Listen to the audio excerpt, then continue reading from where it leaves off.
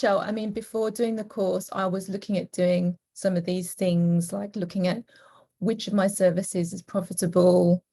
And I was kind of doing some very, very basic quarterly kind of review, more of a SWOT last year.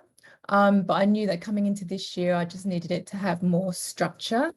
So I think the workshop has been just amazing, so much value.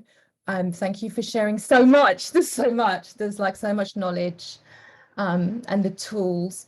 So I'm very excited to kind of get stuck in. And I feel that I've got a framework and a kind of, I guess I've got like a little toolkit to kind of go and attack those things, if that makes sense. I just didn't know how to do the how. I knew I needed to do it, but I didn't know how to do it, if that makes sense. So thank you.